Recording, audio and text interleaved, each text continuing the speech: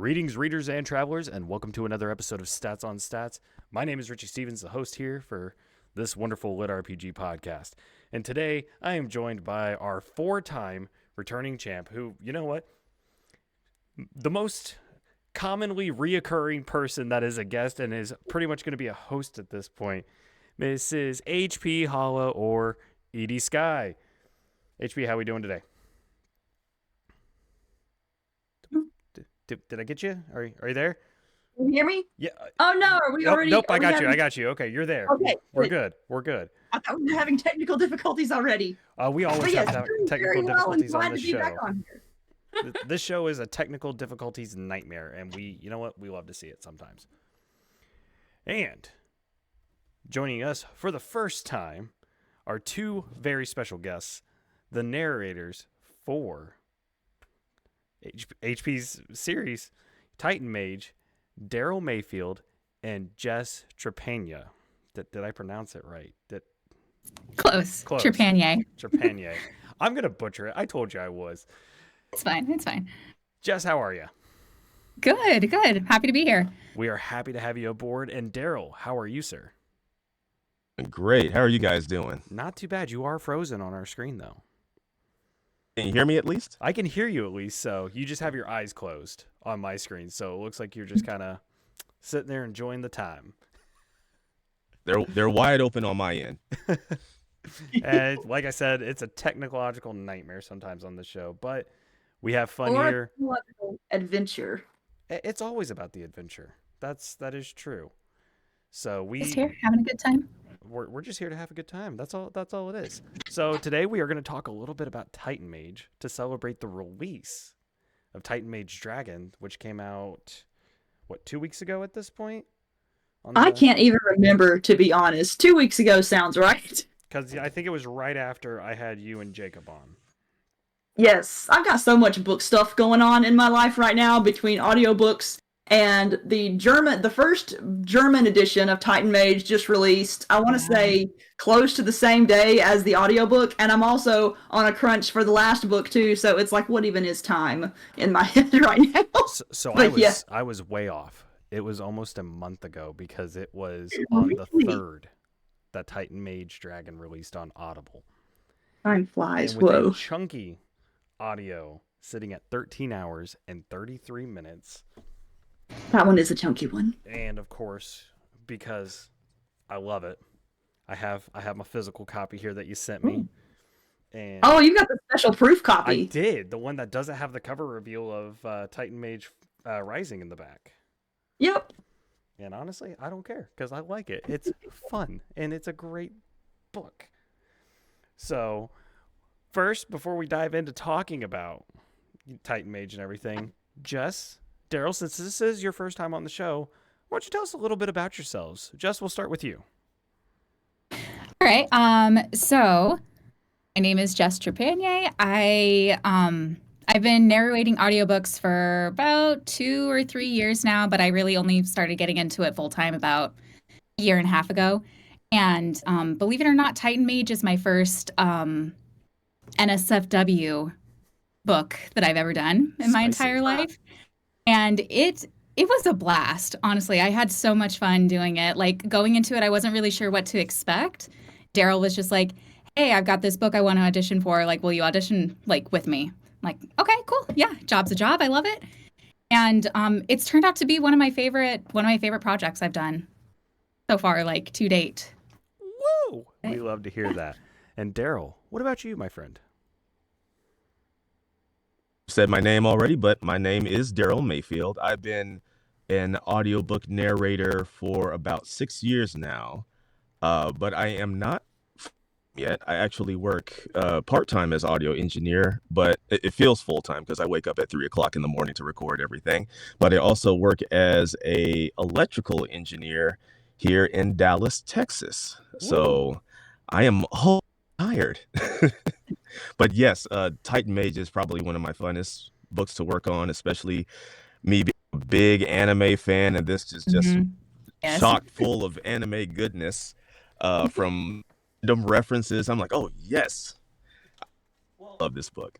And that's one thing I want to talk about, because actually I probably should have asked this before the episode, but are we allowed to take like a short passage of the book and read it? Because I want to talk about the opening to Dragon really quickly, because Yeah. I didn't know if there was copyright infringement or anything like that, but since I have It's completely self-published, so I'm the one in charge of the copyright for the most part. Well, I mean, the audiobook, of course, is done by Royal Guard Publishing, but in Right. terms of just read-alouds, yeah. Because let's see, where was the passage? Because I know it's like within the first 2 pages. I don't even remember how this book starts. I gotta grab my copy. Rescuing the miners, Okay, yes. and he That does the superhero landing. Yes, the 3-point landing. Where is it? Yeah, there.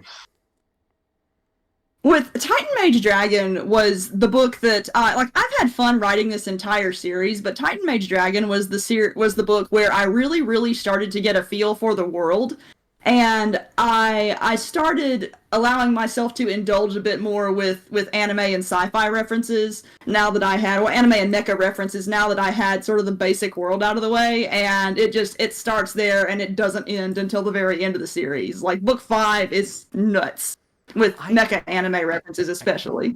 I can't wait, because I showed it off on the last episode, and I've sent a picture of it to HP before I like even hung it up, that I have book 2's cover Yes. as a canvas. She gave me special permission to make that, so I made it at work, and just Ember sitting there unbuttoning the tights, the flight suit and everything. And it's just like, whew, okay.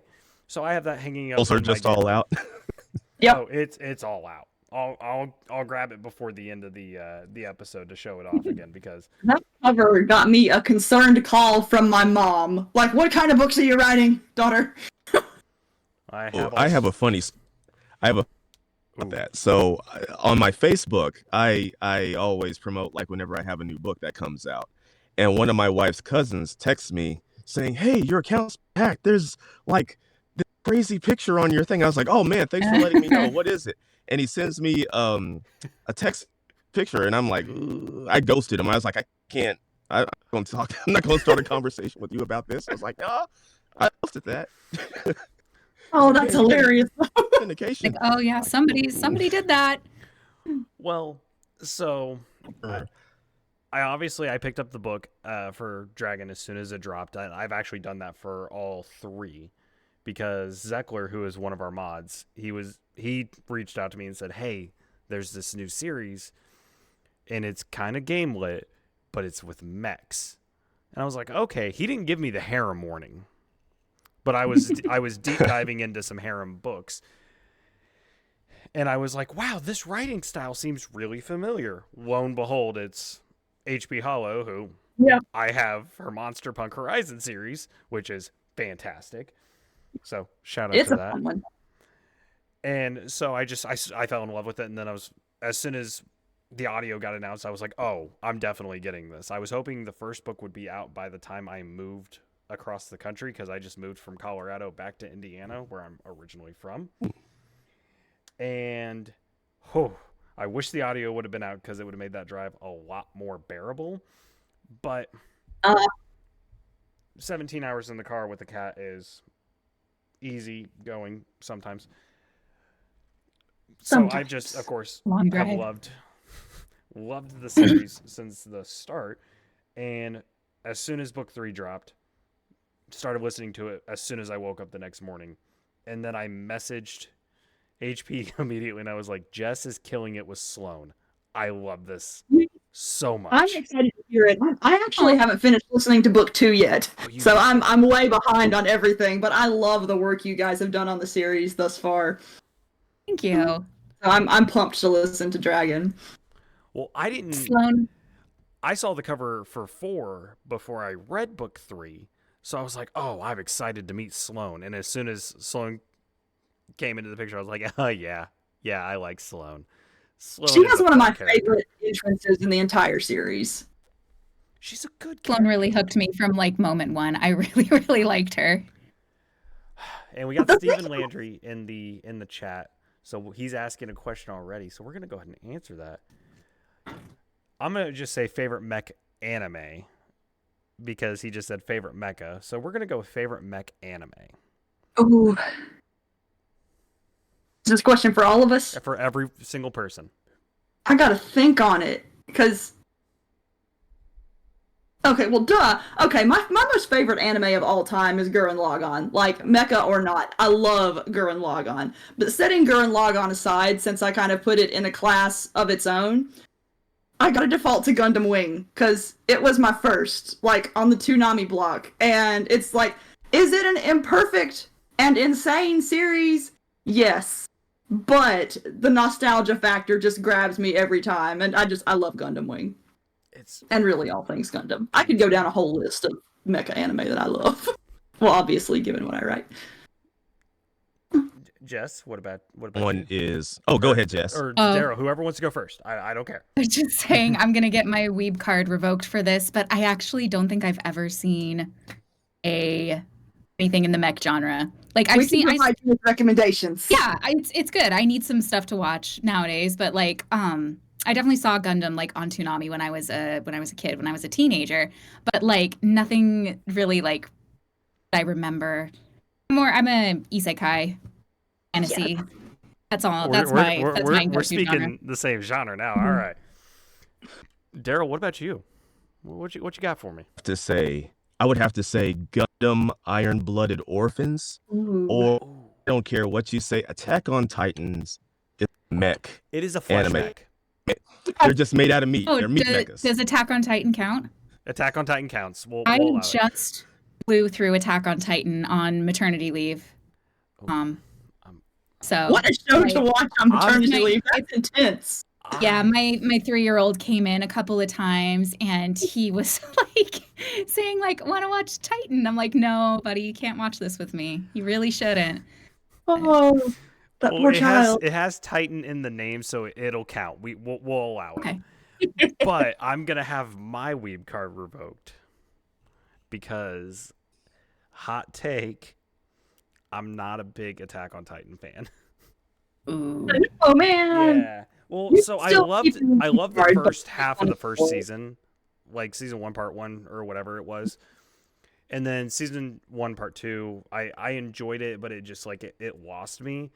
And then I was told it gets super political later on. I was like, yeah, I don't care. I just want to see ridiculous action. I'm gonna go back and actually start it from start to finish, but as of right now, I'm watching like way too much other stuff. Yeah, the complete opposite interaction with Attack on Titan. I hated it for the first half because, the characters kept losing, and then you get to the point where they win their first battle, and it feels so earned. And from that point on, I was hooked. But I do have a love-hate relationship with Attack on Titan because it has these for me. Where that's why I spent so long before watching it, was because people were like, "Oh, this is so good, you're gonna fall in love with it. Like, you need to watch it." And I'm just like, I don't know. I don't want it to not live up to expectation. Yeah. For me. It is one of those where there comes a certain point where there is so much hype that there's no way it can live up to what you expect based upon what people have said about it. I do have to say I'm not a fan of the way it's ending. Like, I appreciate the writing and the world building, but I really hate that it's ultimately come down to people being crap to each other, as opposed to like fee fi fo fum, there are giants eating people and we don't know why. Like, it's, if I want to watch political strife, I'll just go watch the news, And so it's a little too real. I'm finishing it, but I'm not enjoying it nearly as much. Anyway. But so my unofficial answer is Soul Eater because, and I'm going to justify it. Death City is a mech because Death can't leave the school and everything, so he turns it into a mech and walks with it later. So I accept Soul Eater as a mech. Very true. That's what I'm saying. But if I'm going with like my basic like mech, it would probably be one of the Gundams. I would have to think on which one it is, because I'm not a huge mech guy, but I remember like watching Gundam and everything growing up. I even had one of the Gundam games on PS2. It was a fun time. I would say Cubics, Robots for Everyone, because that was my childhood. I remember the Burger King toy in VHS. Voltron's pretty good. God, I don't like Evangelion. We don't talk about that anime here. I totally agree. Watch Evangelion that is one of show. those, like, I appreciate its significance to the mecha genre, and I really, really like the mech designs, but I don't ever actually enjoy it when I'm watching it, with maybe the exception of the 4 recent remake films. Gotcha. I tell people if they want to watch a good Evangelion to go watch Razafon, because Razafon is basically Evangelion Right. with better animation and a more interesting story to me. That's fair. That's definitely fair. I just like the mech genre. Like I like my sci-fi stuff, but the mech genre just never really grabbed me. Like growing up and everything, it wasn't my thing. I'm more of like the isekai and the shonen type. I want to see like people just throwing hands with each other.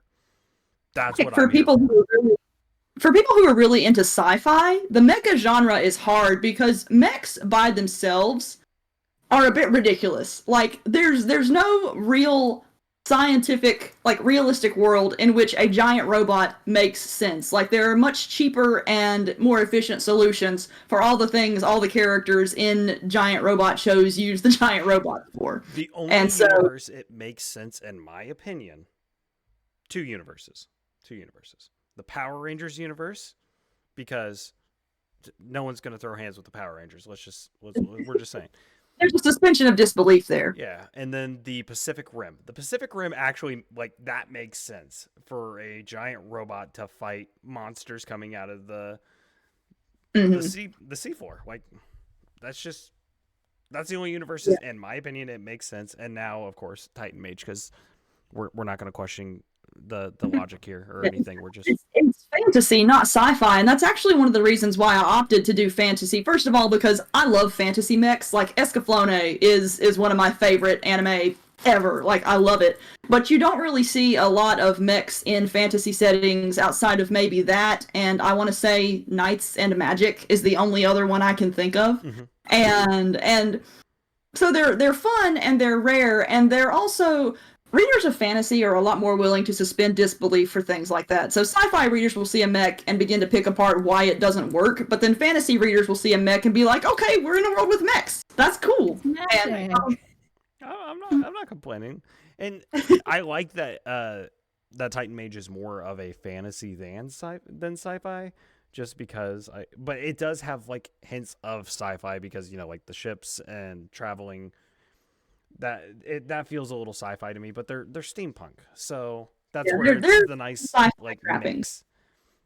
But it's more fantasy, and that's what we're here for. That's just what we're saying. We're here for the harem lit, but also like with a little bit of game lit because stats on stats. So, Jess, Daryl, who were some of your favorite characters in the series so far? First, Daryl, go ahead. I can't remember his name. It was in Dragon. It was the guy who was trying to get with Bexley. Nigel. Oh. Nigel. I wanted to say because Virgil for a second, but I was like, it's not Virgil. Virgil's too cool of a name for that guy. Nigel Like was a him good because character. he's He was super such a fun douchey, character to write. and he's like super suave and debonair and like, oh, I just love you. Your voice Oh, be work was mine. great. Your voice It was work really was good. great. It was I'm looking spot forward on. to that too. I remember your voice and- for Ray, and Ray was one of the in book 2. Ray was one of those characters that he's a side character, and I didn't really think all that much of him. And I know I gave a really specific description to his voice because I give really specific descriptions of everything, but I didn't really think about it all that much. And then I heard the audiobook, and I was like, oh, Ray sounds a lot sexier than I imagined. I kind of like it. And so it has me really pumped to hear what Nigel sounds like, because Nigel's entire thing is like Adventure Man sexiness. So I was listening to it at work because I'm a bad noodle and I have my headphones in at work, even though I'm not supposed to. But I don't care because audiobooks are life. And I was cracking up when Nigel shows up for the first time. The whole interaction is fantastic. his character, the funny thing about his character is that my husband wrote the outlines for the Titan Mage series, and they're very, very skeletal outlines. And so I conceptualized Nigel's character, and I was like, okay, this in the outline, he's just described as someone who's after Bexley. So, you know what? I'm gonna have fun with this. I'm basically just gonna make him a combination of what Fabio and Alan Shazar from Escaflowne, because got to have my Escaflowne references in, and then what the heck, he vaguely looks like Alucard from Castlevania, so we'll just kind of blend all those together, and that'll be his character, and he was just absolute hotness. And then my husband meets him in the novel, and this is when I learned that he actually just intended Nigel to be this bumbling comic relief kind of character, as opposed to this really hot adventurer, and which is, I honestly like the way Nigel turned out more than the original version, but it was a funny disconnect, and just some of the results that happened from me working with really skeletal outlines. Well, but yeah, he was a fun surprise. If it says anything, the dinner scene, like where they're talking about the engagements and all that stuff, that felt like the scene from Shrek 2. That's how I saw it. But I love that comparison. That's how I saw it. I might just be weird because I still watch Shrek like almost once a month at this point, just because it's my comfort movie. Mm-hmm. But that's how I saw that scene going down. It's just, they're all sitting around there and, oh yeah, Locke's already done this. What? I ended up having to cut so much from that scene too, because writing steampunk and writing Victorian stuff, like some of my previous novels were very Victorian steampunk. I absolutely love dinner parties, and I absolutely have to curb myself when writing dinner party scenes, because I could write an entire book of dinner parties and dinner party banter. And so there are paragraphs hanging out of like pages and pages of stuff that I had to cut of banter from that scene. And so I'm glad it ended up well in its final version. It's good. It's really good. Let's see here real quick, because not having Joel here is throwing me off my loop a little bit. Well, did Jess get to answer? I can't remember. Jess, I don't think you answered. Sorry. No, I haven't. So Sloane really, really grew on me in book 4. But I am 100% a Bexley stan. I will be until the day I die. She got me with this. So when I first started doing these books, I have like some friends who know that I do audiobooks, and I'm like, okay, I'm doing my first erotica book, and they're like, okay, let us know how it goes. And I sent them a sound clip of Bexley singing her sausage song in the very first book. And they were like, what are you doing? I'm like, I don't know. This just happened. This just fell into my lap, but I'm having such a good time. And so I have like a Discord of like, it's a mom group, like, and they all lovingly refer to the Titan Mage books as Sausage Part 1, Part 2, Part 3, Part 4. That is amazing. Like sometimes like the Sausage and the Furious, the Sausaging, like. And so that's fantastic. Oh my God. Yeah, it's great. So I give them frequent updates, but Bexley's she's so fun to play because she's just obnoxious. She's beautifully obnoxious, and I have so much fun with her. But she's got a lot of depth to her too. Mm-hmm. She has a surprising amount of depth for the character who is basically the boob character. Boobs, I mean, they're all boob characters, let's be real, but she's a character where I decided to exaggerate with her. Oh yeah, she's definitely got some stuff up top. But she is definitely the sexiest of the crew, but I also intentionally made her the smartest of the crew as well. And there's a line in there somewhere where I forget the exact line, but she basically says something like, the size of my boobs are directly proportional to the size of my intelligence. Because there's still a stereotype these days of women cannot be both sexy and intelligent at the same time. It has to be one or the other. And with Bexley, I was like, we are going against that. And so she put like traps and everything around the dungeon. When I heard that, I was cackling. She's like the equivalent of like a college-educated woman, a college-educated engineer, I thought that was really cool. She definitely went to MIT. Like, Oh yeah, she well, yeah, she definitely went to the Haven equivalent of it. But yeah, that the sausage song is what always gets people with Bexley. Like from moment one, and I actually have to give my husband credit for writing that one because he wrote some of the when the two of us frequently work together when we write, and so and even if one of our names is not on a novel that the other writes, like there has been some involvement, and he actually wrote like 2 or 3 chapters in the first Titan Mage, and the sausage song was all him. So I got to give credit where credit is due because it was a stroke of genius. Stroke.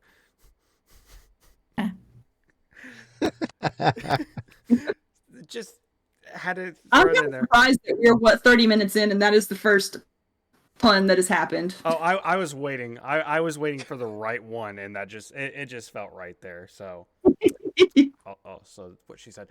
Anyways, so my favorite character, or out of the female characters, Ember's my favorite. I mean, there's a reason I have her hanging up on the wall. Mm-hmm. I love Ember a lot. But Sloane is really growing on me. So I'm like, Sloane is one where she actually had a really unexpected development because trying to think of how to say it without giving away too much of book 4, but she did not develop as I expected. In the original outline for book 4, she was basically a girl who got captured and needed to be rescued. And she became something a whole lot more complex as I was writing. And it's partly because another certain spoiler character also became a lot more complex as I was writing. And of course, you two know who it is because you're editing. You're not editing. You're recording the book right now. So I say spoiler alert for readers and whatnot. But yeah, Sloane and associated characters were a surprise to even me, and I really, really love how Sloane especially developed.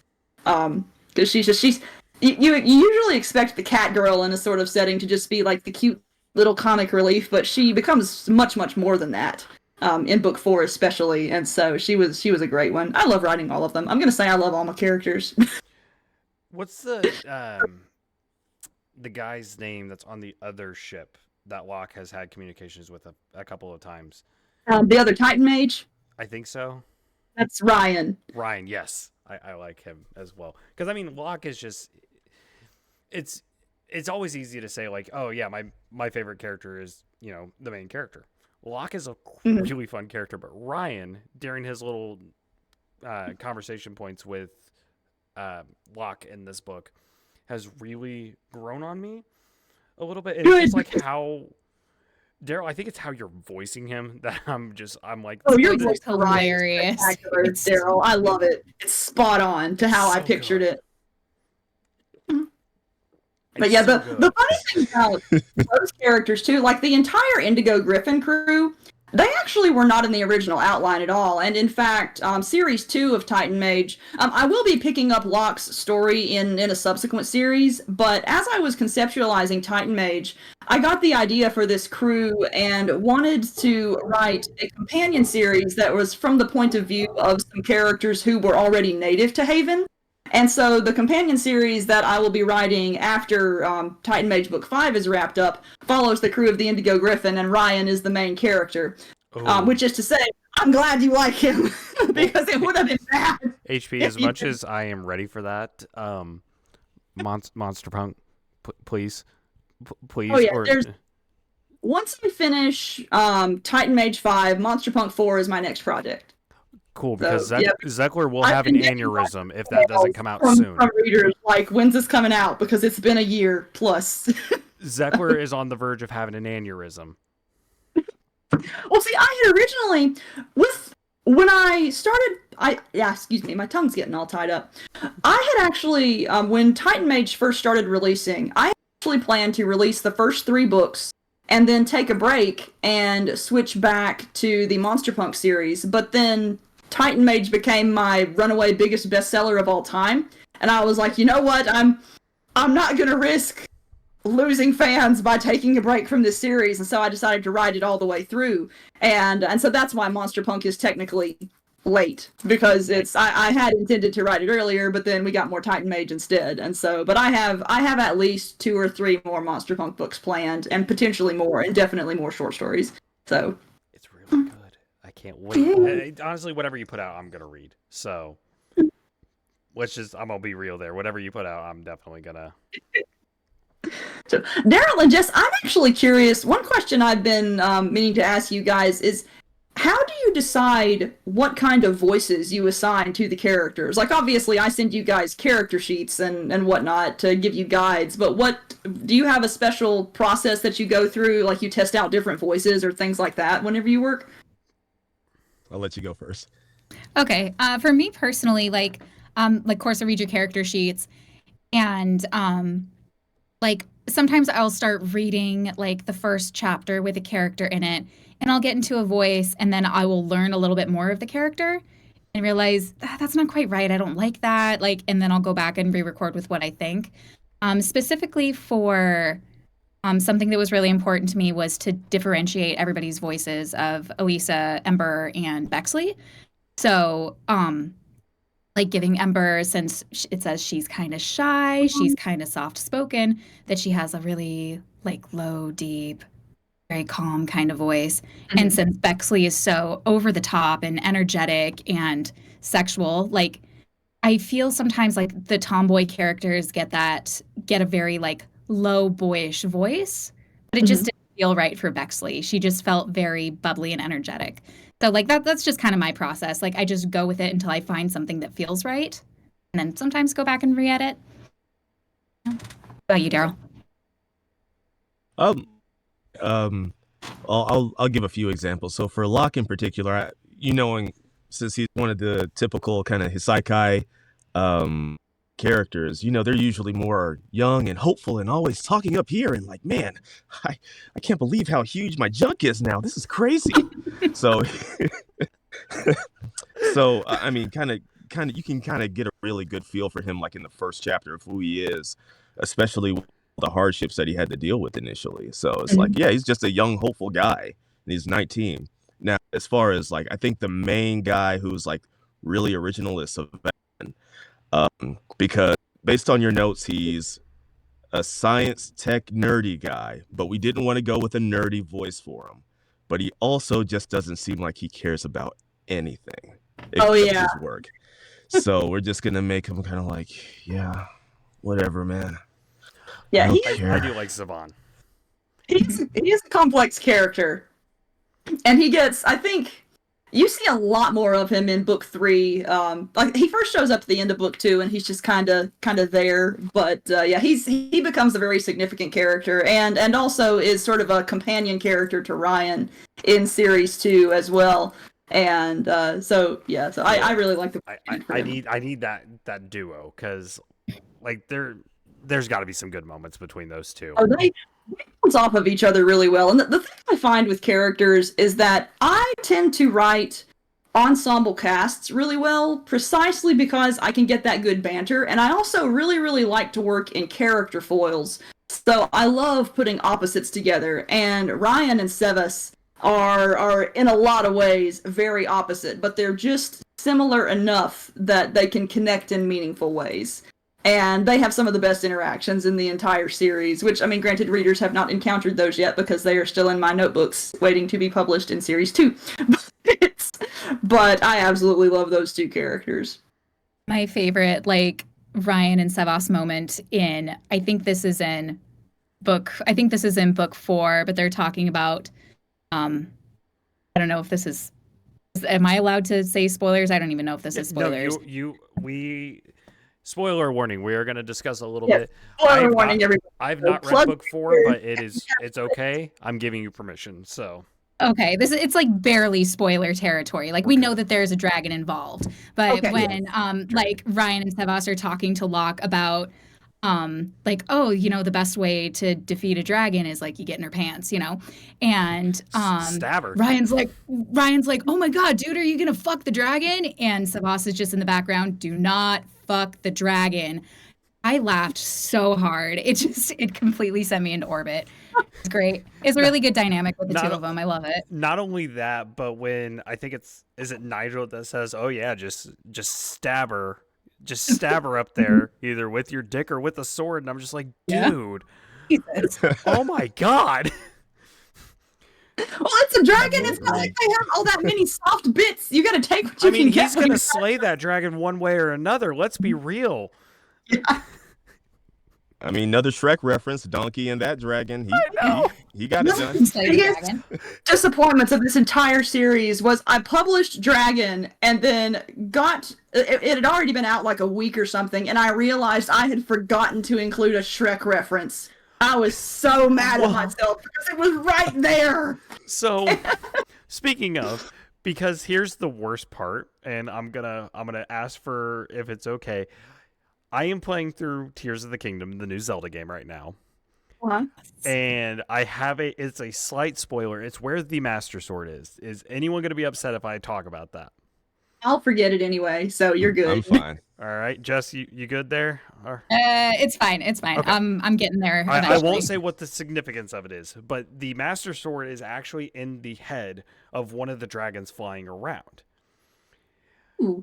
And I was at the part where he was like, "Oh yeah, just stab the dragon," when I was trying to pull the Master Sword out of the dragon's head. I was like, I feel dirty doing this. I feel dirty. I don't like this. And then I got the Master Sword. That is the best coincidence, though. I had to pause the game and I Feel looked up and I was like, damn it, HP, you got me again. So, Yeah, my husband is playing that right now, and so I'm going to encounter spoilers at some point before I even play it. which So shout out to Jacob, our previous guest on the show. We love you, Jacob. I will Come back. relay your shout out to him. He is always welcome on the show again, because we're gonna have a Star Wars episode just for him, so he can get it all out. Yes, I have to agree. That's my favorite. That's and Ryan is on the phone ish with Locke. And they're just like hear him talking in the background. It's like, you know how you're talking to your grandparents and there's one off stage and you got their forehead on the screen because they don't know how to back up. That was my feeling that entire scene when I was voicing that. It was hilarious. It is so good. Now, okay, so I have a question for our two lovely narrators that have joined us tonight. Because I looked a little bit at your catalog and I was just trying to see what else I have of your guys's, and because I have quite a few books from Royal Guard Publishing. But have either one of you done a lit RPG or a game lit book yet, other than Titan Mage? I'm actually doing another one right now. Just kind of, I've got a couple projects going. I don't know how I'm keeping them all straight, but I'm doing one right now. It's called Casual Gamers. It's by Julie C. Gilbert. Ooh. I'm in the middle of it. It's about this kid whose parents like run a gaming company, and it's a little bit like Sword Art Online, like where he goes like full dive into the game, but he gets blackmailed by one of his parents, like ex-employees, to like put a like money bot inside of the game. And the guy like holds his like sister hostage and stuff like that. And I don't want to like spoil the ending or anything, but I'm having a good time with it. It's been one of my favorite genres to do. Is that one going to be more like young adult, or would you say more? Oh, it's definitely, it's like young adult. I would even call it like closer to middle grade. Like it's much younger. Okay. We don't have enough of those with Gamelit. Right. With Gamelit Yeah. books, and that's good to have, because this is such a diverse genre of books, and when it comes down to it and people are like, oh, what would you recommend, for like my middle school or like high school kid, and I Like not Titan Mage. not Titan Mage, and I always give him the option of like, anything Dakota Kraut puts out, just because those he has like varied a little profanity in them, the violence is there, like he has some tough topics in the Ritualist at the very beginning, but other than that, like it's it's a very easy push through. And of course, there's the Accidental Minecraft family because Jeff Hayes over at Soundbooth Theater does that one. And it's like, it's hard to answer those. So, because I see him posted in the chat all the time, or not in the chat, in the different groups on Facebook. It's like, hey, what would you recommend for my 13-year-old? And it's like, well, what are you going to let him read? Because, yeah, that's where it comes down to it, because I'm not going to recommend Dungeon Crawler Carl to your 13-year-old religious child. Yeah, But even though it is a spectacular book. Oh, no, fantastic book. The name for my newest Donut kitten, is the best. The name for my newest kitten was originally going to be Donut, but when I found out she was an all-black kitten, and I have a white and gray, his name is Lunar, I was like, ooh, Solar. They're opposites. It works, and I can call her Soul for short because I love Norse mythology. The name That's clever. of the kitten that we had to get rid of because she and Nova did not get along was Princess Donut. That is amazing. Yeah, she's in. She just happened. We found her like hanging out in the sewer in our neighborhood, and she had the exact coloration of Princess Donut from the book, even though she wasn't a Persian. And so I was like, I know what this cat is going to be named. That's awesome. Daryl, do you have any game lit or lit RPG books under your belt or possibly coming out soon? This is my first and only lit RPG series that I'm doing, and I was so happy to get it because I just love lit RPG books. Like we were just talking about with Jeff Hayes and stuff. Like, everybody loves Large Chess is my favorite series to listen to. Shout out to Boxy. Boxy T Morningwood. Yeah, it's a mess. It's so But good. like, I mean, especially getting a book this well written, it's been an extreme to do, and I'm looking to get into more lit RPG work. So just hope for the best. if I see I'm any auditioning. authors saying, "Hey, I need a narrator," who do you guys recommend? I'm gonna send them your way. I'm just saying. You with just one series, you made that impression on me. So yeah, Great. Please send them my way. everyone go hire Daryl. Even though, yeah, just go do it, please. So, Seckler, we know you know some people. You got me in touch with some of those people. So, people. You know, I actually have another question for you guys too. I'm curious as to what the most challenging part of recording the series was, because we know what the most fun parts are. I'm afraid to know. I mean, it has nothing to do with like the book or like the voicing or the acting or anything like that. It's all the technical crap behind it. Like the first time Daryl and I, for the first book, we had like a system where I would just send Daryl like clips of my voice and he would like manually paste them in, and then we would have to like run it all together, and it took like forever. So just like getting a system down that worked was the hardest part, but I mean that has nothing to do with like Titan Mage, or nothing to do with like actually reading the book itself. It's just the technology of it. Yeah. Totally my fault, because like an idiot, I was trying to record in Audacity. So that's Ooh. like the Ford Pinto of recording software, while she had Adobe Audition, so she had a Maybach, and I'm like, dang it. So at the beginning of this year, I bit the bullet and I just bought myself a subscription. I'm like, what have I been doing with my life the entire It's so time? worth it. And then like the first, like Dragon was the first book we recorded where we both had Audition. Sent her the first file. She was like, holy crap, that only took me 20 minutes to do. Mhm. Just had to paste the lines. And I was like, yeah, sorry. It's good So- too, because I always have context and I don't have to like read and then listen and then read and then listen back and forth, back and forth. It's like I can just play the file and it's like, oh, my line goes here, and I know immediately what Daryl was talking about before it. So it makes things a lot easier too. But So, I was using Audition when I first started recording the book I'm currently working on, which is my first project and everything. And then I lost everything. My hard drive crashed on me and everything. I was halfway through the book. I was mad. Got the hard drive replaced and everything.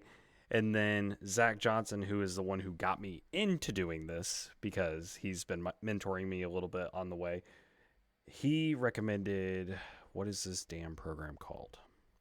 I think it's like Kraken or Reaper. That's what it is. Reaper. Reaper. And I've heard good stuff about I'm Reaper. loving it. I'm loving it a lot. It's a lot easier to use in my opinion because I was good with Adobe Premiere. Adobe Audition though, I have no idea what I'm doing at all. I don't like it. It's not my thing. So I switched over to Reaper, and it's been a lot nicer to me than the other one was. So sorry Adobe, I had to switch.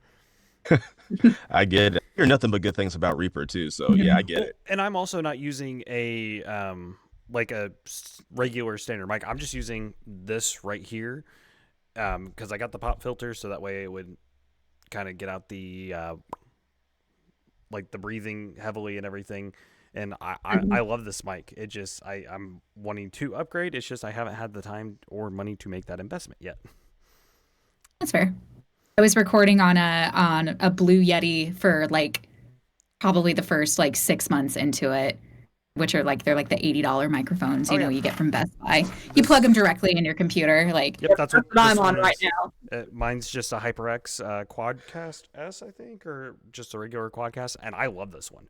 It's probably one of my favorite mics I've ever had because I had an Elgato when I tried recording for the first time out in Colorado, and I was just doing my demos, in my bedroom, and then now I have this one, and I love it even more. Gosh, that's beautiful. It's just so pretty. It's very pretty. It's so pretty. It's just getting drawn back to the color changing light. Yeah, like every.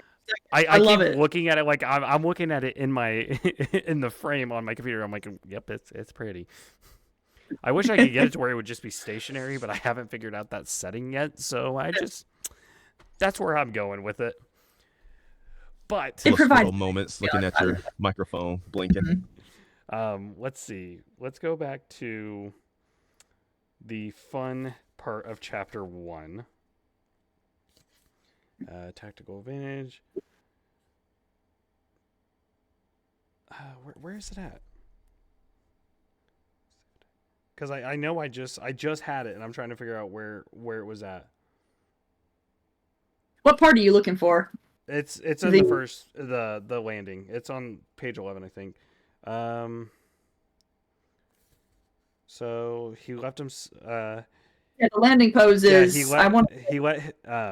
let himself fall for a bit, and then, when he was just close enough to the ground, channeled a burst of magic into a crystalline gravity catalyst implanted into the back of each of the Titan's legs. The catalyst flared with purple light. A similar blast of purple excess magic plumbed out of his shoulder louvers. Is that what it is? Yeah, and trailed behind him with a sparkling cape.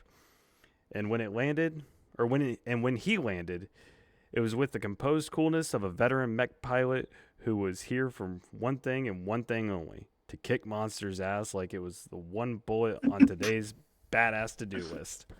And then, of course, he very good writing. He smashed the landing, and then he asks Bexley, "How do you smash a landing?" And she goes, "Oh, I think you know how." And it's like, oh, God damn it, Bexley. Oh, yeah.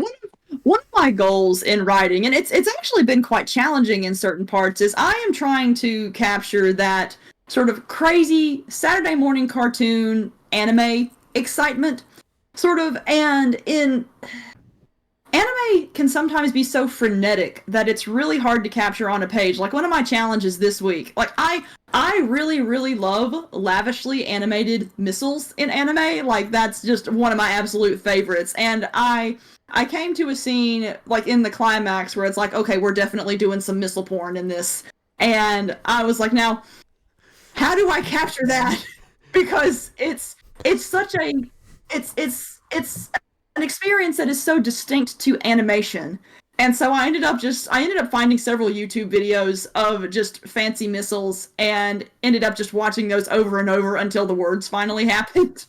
And the crazy thing about it is I actually ended up going back to, I don't write poetry, but I study it a lot because very often the sound devices used within poetry can create very specific flows of words and whatnot. And so what I actually ended up doing was thinking in terms of sound devices and repeated rhymes and repeated letters and whatnot to sort of create this, I guess, prose illusion of missiles sort of going through the air and going in space. And I hope it succeeded. But it was a fun. It was a fun. Technical is not the right word, but a fun, I guess, mechanical challenge of the writing.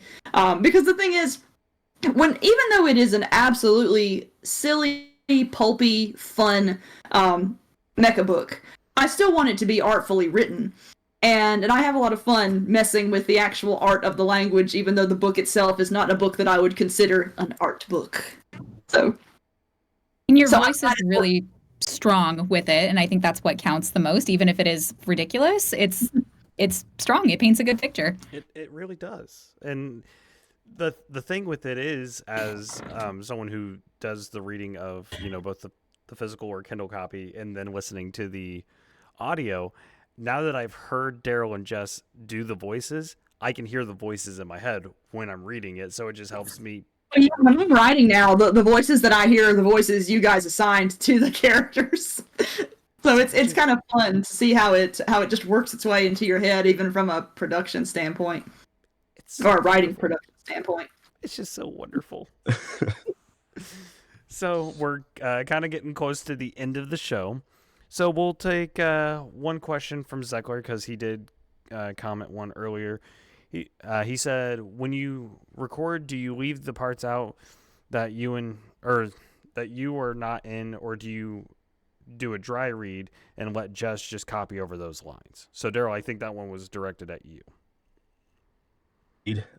Sometimes, unless the line is just too silly, then I'll put a little emphasis, practice my female voices, because I think, Jess, you said there was a time I was doing Sloan stuff and I had your husband there was laughing. Yeah. Okay. So I don't always listen to you read the full line before I dub over it, because it's usually just like you'll do your lock voice and then it'll be like, and then Bexley said XYZ, just like kind of monotone and stuff like that. But the first time Sloan appeared on screen and like her line was like, good morning, like, yeah, like, or she purrs or something like that. And it was like 7 a.m. I just sat down in my booth with my coffee for the day. I boot up Titan Mage. I'm like, okay, all right, first new chapter, new book, let's start this up. And I hit the button and I hear Daryl purring in this high-pitched cat voice, and I just absolutely lose my shit in my booth. I'm like, there's no way that sound just came out of your mouth. But it was great. Daryl, we need for real. Daryl, we need your best ooh woo now. My woo? What is a ooh woo? Oh, have you not heard the ooh woo? Like, it's the whole anime cat girl thing that's going on. It's new to me. I'll give it a shot anyway. That is perfect. Lovely. That's magnificent. All right, this is officially our best episode ever. That just sold it, so we are good. That was awesome. I loved it. Perfect. Zeckler is probably going to clip that. So Zeckler, get it, buddy. Oh, and of course, Zeckler did comment missile porn, because he heard HP say that. I heard it, and it didn't register at first. So thank you for that one, because that's one I've not heard before. So we'll go for last minute thoughts before we dive into our final segment of the night, which is just pretty much, plugs where people can find you, what you've been reading, all that fun stuff. So, Daryl and Jess, do you have a favorite moment so far in the series? It can be in, up to book 4 where you're at, because I don't know how far into book 4 you are. Do you have like a favorite moment so far that's just either an interaction between two characters, a fight, anything?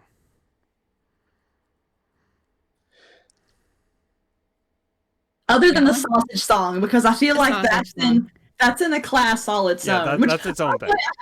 I have to compliment you, Jess, on the sausage song, because I really enjoy the delivery of it, because the thing is, like, Bexley is supposed to sound bad, but you managed to create a voice that sounded intentionally bad but also pleasant to listen to, and that's a hard thing to accomplish. Like, sometimes when I hear bad singing, I just, I cringe and I want it to be over. But this I was entertained by, and so your delivery of the sausage song was just great. It wasn't Thank you. bad singing. It was beautiful. It was gorgeous.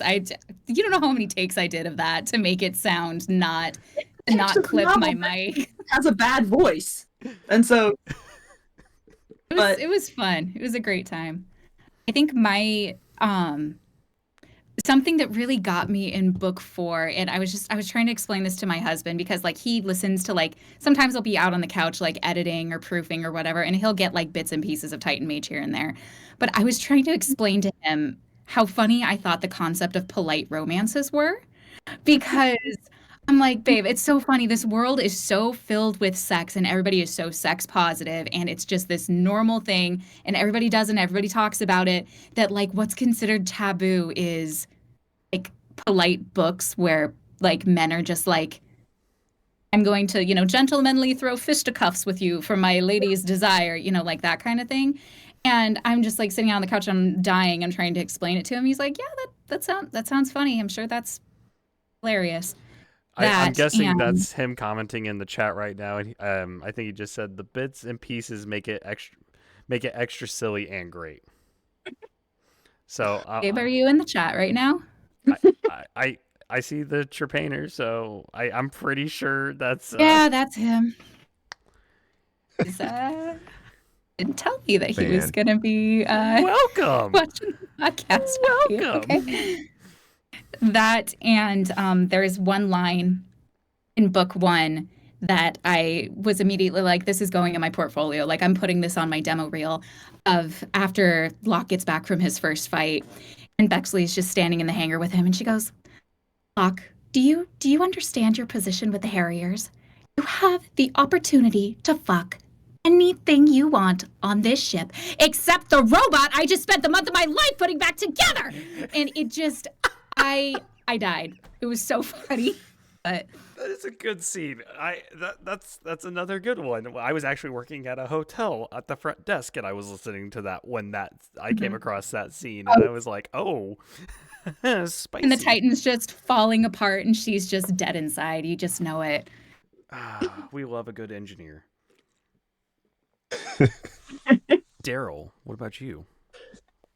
Mine is in the first book where they're fighting the main villain and they are just whooping his ass. And then at the end, Locke just goes, "Who?" Oh, the sound cut out for me. Yeah, the sound cut out. Oh, can you guys hear me? We can hear you now. Yeah. Just delivered it with such gravitas, and y'all missed it. I said I like the part in the first book is when they just destroy Guy, and he just says, "Hey, who's the bitch now?" It's a good little end of the chapter punch. We want that good one-liner. Like, you can't not have like a badass superhero fight or mech fight and not have a good one-liner. Yep. Even in a horror movie, you have that, because the remake of Nightmare on Elm Street, very, very diverse on the opinion here, because I actually liked it. I thought Jackie Earle Haley did a great job as Freddy Krueger. But when, oh my God, what is her name? Oh no, what is the main character's name in Nightmare on Elm Street? Oh God. Oh, I'm revoking my card now as a fan. Anyways, she pulls him out of the dream and back into reality, and takes like the like a art cutter where it's like the paper cutter where you have the lever, you lift it up and then you slam. She like takes a broken one and slices him across the neck, and before she goes, well, you're in my world now, bitch, and then cuts out. I was like, oh, it's such a good one-liner. Damn it, what is her name? That is gonna drive me nuts. That's the best. Today. The most fun things to come up with for the series too, because I have so many epic fight scenes that I have to end with one-liners, and I'm also in the climax now. I'm also getting to the point where it's like Locke is doing his final big attacks, and it's like this is a mecha series. It's anime inspired. He's got to have names for these attacks. And He's got to coming shout up him. with the attack names has been a fun little thing. So I've had that in addition to battle banter and things like that. It's been fun. It's Nancy. The name is fucking Nancy. Nancy. Nancy. I should have remembered that because I always make the joke of Nancy from Stranger Things is, the equivalent of Nancy in A Nightmare on Elm Street. I am a disgrace to horror movie fans. I'm done. Revoke my card. I revoked my anime card. I've revoked my horror movie card. What else am I revoking today? All right. Well, we're getting to the end of the show now that I've had my little breakdown for the night. And it comes to our favorite time of, hey, what you been reading? Since Joel's not here, I know he read Primal Hunter, Book 5. He Who Fights with Monsters, Book 9 just came out. So I want to say he didn't say that the last time we had him on the show. I know Station Company Core, Detain and Extract from Stephen Landry. He finished. Oh, and he's reading a new series now. I have no idea what it's going to be. What else he's reading at the moment. But HP, what you been reading? Been so deep in writing book 5 that I have not actually been reading all that much, but the singular book I have been reading is an anthology called Chicks in Tank Tops, which is a military sci-fi anthology that is literally just about women in tanks. And it's got just a wide variety of stories. Like some is serious military sci-fi, but my favorite one thus far is a retelling of Pride and Prejudice with tanks. Which what seems the like shit? Yeah, they have libraries you can check out tanks from in this story. Like, it's nuts. It's an absolutely absurd, silly story. I mean, obviously, because Pride and Prejudice with tanks. But speaking of polite romance, which I actually wrote as a somewhat of a reference to Regency romance and Jane Austen, anyone who likes the polite romance of Dragon should probably pick up Chicks in Tank Tops and read the final story in it, because Lovely. it's great. Rip my bank account. But yeah, that's all I've been reading recently. Hey, Jess, what about you? What you been reading? And it does count for audiobooks too. So like what you're Okay. recording, so that counts. Oh gosh, I've got 3 of them going right now. Obviously, reading Titan Mage 5. Still, the 2 other that I have going for right now, I mentioned Casual Gamers, and then I just finished up one from another client that was actually like surprisingly funny. It's called, oh gosh, I'm a really bad narrator. I got to check my Kindle to get the actual name of it. Called Lies from Beyond by Vincent Valentine. It's like a spooky ghost mystery about a disgraced exorcist who teams up with a detective to find like the killer of to find her brother's murderer. It's a whole thing, but it's fun. And the main character was really fun to voice. But for pleasure, I just finished up the Demon Slayer manga. Ooh, Like, good choice. that was- Good choice. As we've watched all of the things, and this was actually for anybody who doesn't know, I just had a baby a couple weeks ago, I guess 8 weeks ago at this point. But my husband and I were joking, like, oh, the baby has to stay in at least until March 3rd because we have to go see the Demon Slayer movie, like the new one that just came out with the first couple episodes of the Swordsmith Village arc. And so baby stayed in for that, at least. Baby didn't stay in for the end of Titan Mage, but it's neither here nor there. But after that, I'm like, okay, like we're not going to get anime for a little bit. I've got some extra time to read. I'm going to read through the rest of Demon Slayer. So that was my venture. So good. It was so good. Speaking of babies and narration, one of my friends has actually taken to describing the Titan Mage series now as so hot it got one of the narrators pregnant. I mean, it's not. Yeah, like that's a way to That's put it. not entirely false. Like, there are some scenes when I was sitting in my booth, like huge, 9 months pregnant. I'm like, oh God, your ears are developed. You shouldn't be hearing this. But oh, good lord. Be called Ultranaut, but she wasn't going for it. yeah, my husband wouldn't sign off on naming the baby Ultranaut. What? Sorry, but Unfortunate. Yeah. Missed opportunity. Mhm. That missed opportunity. I'm trying to get my other cat. Maybe here 'cause the he's next standing one. outside. Yeah. So if you see me just off screen doing random shenanigans, I'm just trying to summon the other cat you guys haven't The seen cat yet. things. Daryl. Yeah, I have no idea where Mhm. Nova. What about you, buddy? What you been reading? I'm also, just like Jess, I'm working on multiple projects at the same time, and I'm working on, I think, book 8 or 9 of this other series I work on called the Prime Mating Agency series, where it's like each book is just a regular human female marrying some weird alien planet, and of course I love these those all, genres. it is great. They're All these wild. guys are like ripped act. And actually, the last one that I did, the guy ended up having two pairs of junk.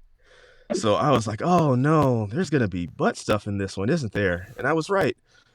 Uh, so All so right.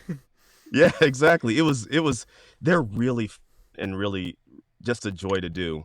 As far as for pleasure, of course, I'm listening to the Dungeon Crawler Carl series. God damn And it, I want to donut. start this. Damn it, donut! Oh, God damn it, donut! And then I'm gonna start doing that, listening to that kaiju field surgeon, Kaiju Battlefield the Surgeon. Okay, just to give you a Jeff heads Hayes up, version. Mm-hmm. it's fucked. It is really fucked. You are going to question Matt Denneman's sanity when listening to that because the first the first episode, you get like a taste for it, and you're like, wow, this is fucked, and it gets worse.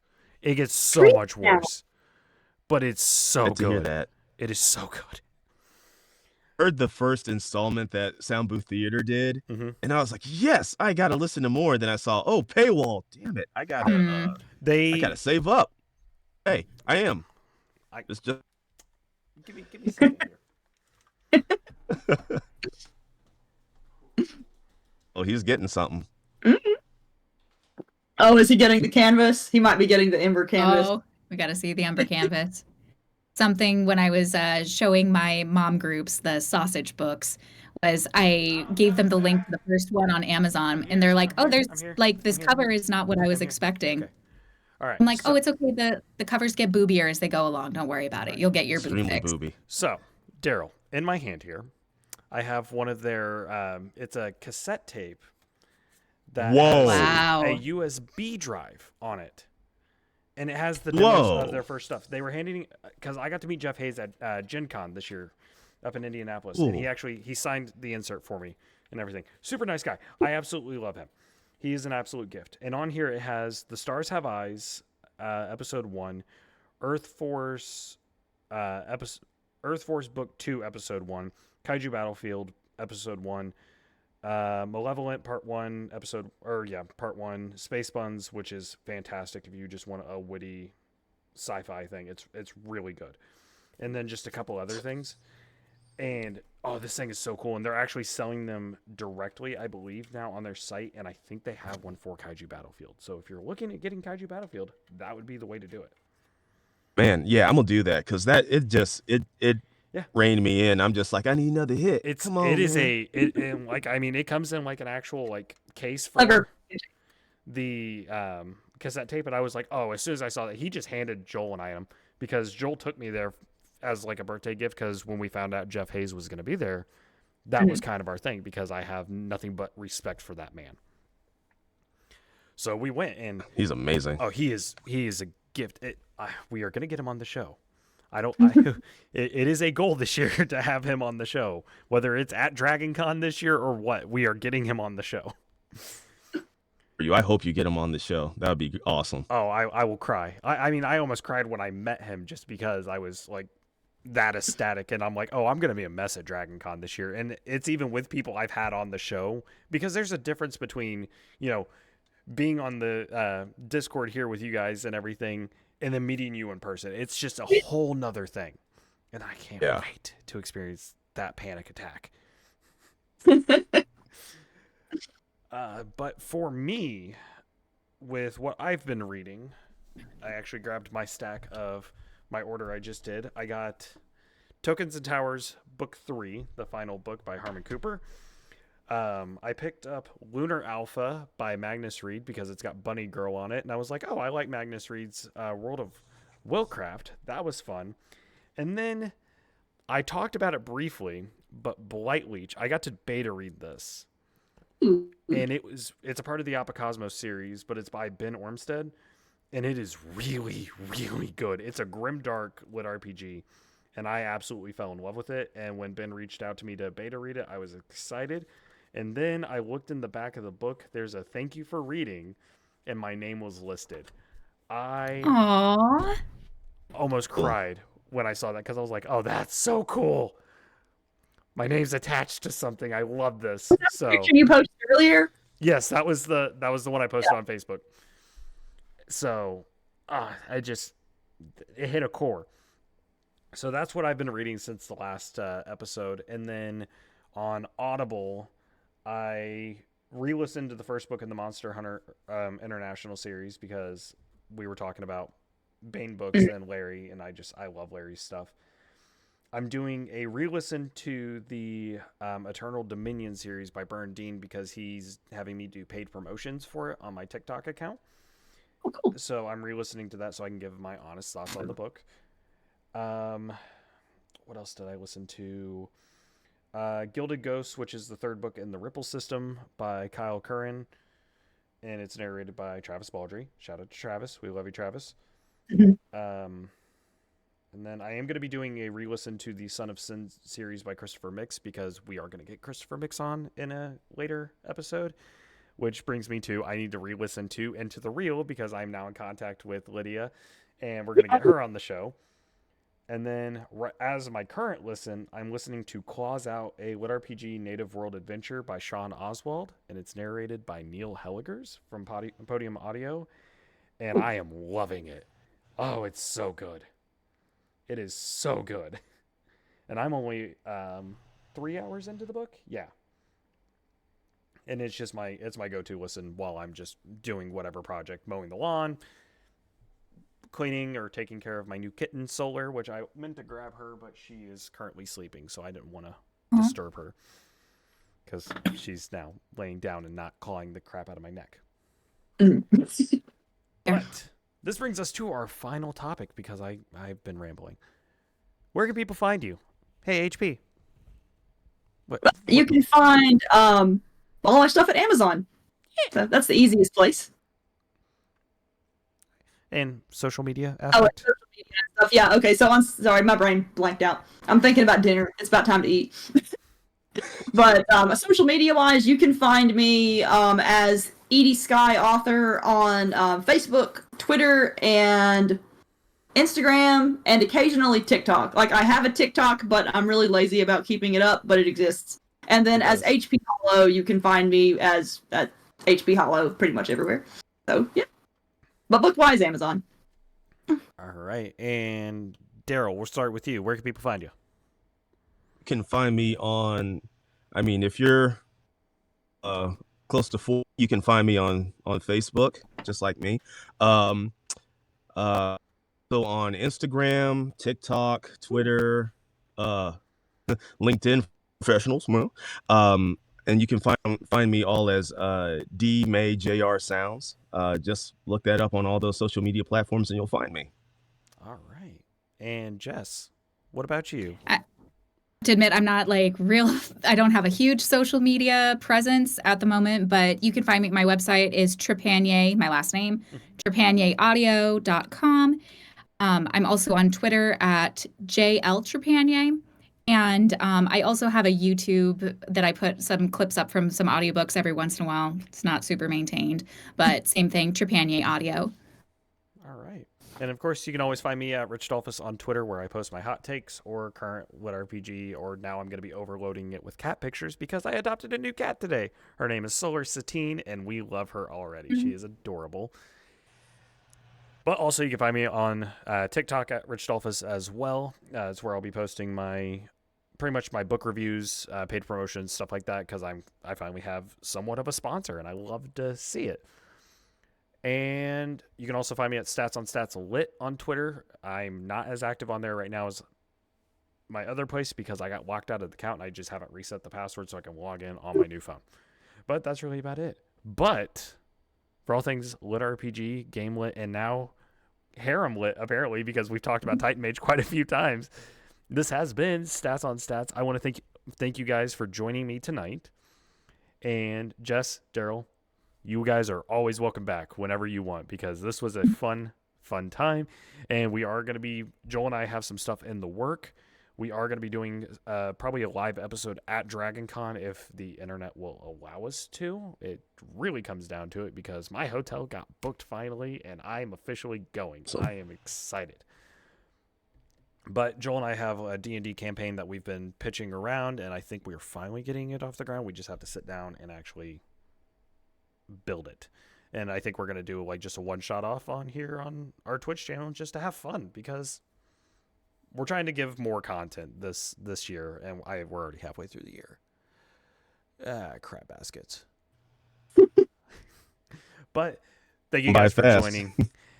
I really appreciate it. And everyone who tuned in to listen, thank you. And of course, if you're watching this on YouTube or listening to it on the podcast apps, shoot me a message if you have any questions or who you would like to see be on the show. Thank you so much and have a wonderful evening.